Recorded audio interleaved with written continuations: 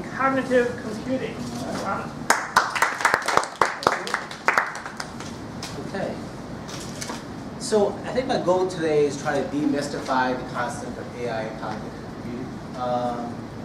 Specifically, what I want to talk about is how AI and cognitive computing relate to business versus some of the things that we're used to, which is movies, right? How many of you seen Matrix or Terminator, right? Those are examples of AI and cognitive computing machines that took over the earth, right? Essentially took over mankind and were a nemesis. But I think that if you were to look in your life, you'll find that you're already using or incorporating aspects of AI and cognitive computing. And I'll define what cognitive computing is in a few minutes. But how many of you use Siri? iPhone? If you're using Siri, you're using essentially a artificial intelligence or cognitive computing system, right? I think one of the key things that I want to go ahead and describe is what the definition of cognitive is. That way we can have a common understanding. We can use that to build a specific examples of business outcomes where AI and cognitive computing are used. If you look at Sergey's example, which is customer service, what you'll find is that a lot of the technology that we're seeing out there from a very practical basis leverages AI in customer service. So for instance, if Sergey were to go out onto the website and go to the chat bot and say, look, I need my electricity turned on, I'm really pissed off, artificial intelligence could understand, one, what his intent is, which is, I need my electricity turned on, number two, that he's pissed off. So cognitive systems actually can understand what emotional state you're in, not just understand what the task you're trying to accomplish. So let's define what cognitive computing is. When I heard the words cognitive and AI, when I started in this space about 4 or 5 years ago, they were kind of abstract. I thought of AI in terms of Terminator, Matrix, and so forth. And cognitive, I thought about the brain function, but how it applied to actually, how we actually leverage that technology for business outcomes and for specific, discrete, personal use wasn't clear to me, right? And so I had to learn exactly what AI is, I had to learn what cognitive is, and so I'm going to kind of communicate that to you. So AI can be defined in many ways, but one of the easiest ways to define it is that AI systems, artificial intelligence systems, essentially perform cognitive functions. And cognitive functions can be defined as, in a very simple acronym. It's an acronym that was used to help explain it to me, which is URLI. Understand, reason, learn, interact. So cognitive systems can understand means that if Sergey were to send a chat, a cognitive system will understand that. If Zena, who last week I think made a speech on rental insurance, were to enter information into a claim that's being processed that captured information about me and my claim and types in free-form notes, a cognitive system would understand that. An email that you sent saying that you're either happy or sad about the service you're getting from ComEd, a cognitive system can understand that. Furthermore, if you were to send a video or an audio file, a cognitive system can understand that also. But it extends that perspective. Not only can it digest that information, it can take that information and start putting reasoning against it, which is the next part of cognitive maturity. So you can start correlating data points between what's coming in through a chat channel saying that I'm unhappy about my service or I'm not getting any electricity coming into my household. Or take the example of Xena where you can essentially take notes that are placed within the system for claim processing and correlate that into different attributes about the customer.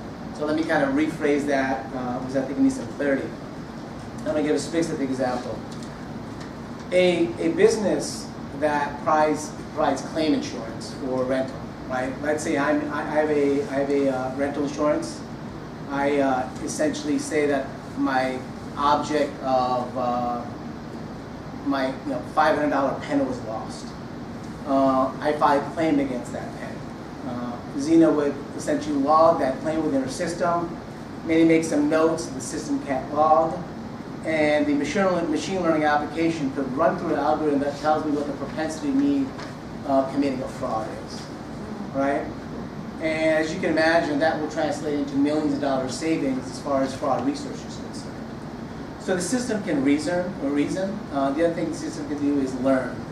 What that means is as I feed it, in the example that I've given as far as Xena is concerned, as I feed it more and more claim data, it's better at predicting the probability that I'm going to commit fraud. Now I put a twist on it in that, let's say after I filed my fraud and claimed that after I filed the fact that I've lost this pen or it was stolen, I post that picture of that pen in my Facebook posting. The machine learning application can actually draw a post in my Facebook post and determine that there's a pen and start incorporating that into the algorithm to determine whether I'm committing fraud, right? That's a loose example, but I think the main perspective on that is that using different data attributes, a machine learning application can actually learn over time how to make a probabilistic outcome. And the last part of URI is interaction. A cognitive system can do natural language interactions. And the example is that, like, I'm speaking right now, a cognitive system should be able to understand what my intent is. Maybe, if I'm coherent, right? So it knows more than likely after listening to me that I am actually talking about cognitive computing and artificial intelligence. So we can interact. I want to kind of tie that into how IBM Watson, which is, I work for IBM, and IBM Watson is essentially a cognitive computing and artificial intelligence system that is really focused on business outcomes, right? And I want to talk about that a little bit. How many of you guys saw Watson play Jeopardy about 4 or 5 years ago? Did anybody see that? So 4 or 5 years ago, IBM was testing out Watson's capability within the context of different forms. So it had the Watson application play all the Jeopardy champions. So Alex Trebek asked the questions in the form of a question, and the Jeopardy champion, Watson, heard those questions. Watson ended up winning and beating all the Jeopardy champions, which means that the efficacy of the application is fairly strong, right? It can understand, can also ingest information coming from different sources and provide a response, right? So IBM's strategy as far as IBM Watson's forkmarks. One is it's taken this whole concept of Watson and decomposed it into an API ecosystem. And that sounds a little bit confusing, but so let me just kind of distill that in something I think that a way that we can all relate. Let's say you want to build an application that understands a picture of a cat, right? And which is not that easy to do. Watson has an API called visual recognition that I can start feeding it pictures of cats. After a while, if you feed it a picture of a cat that it's never seen, it will know it's a cat, and which is very powerful in many different applications. So I'm going to give an energy and utility example at ComEd. ComEd actually disperses electricity through something called transformers, right, or substations. And asset degradation looks at how well a transformer is performing, which is could be one of the problems that happens for Sergey. You can start taking pictures of a transformer that is a healthy transformer versus an unhealthy transformer, and you can make a determination of whether it needs maintenance.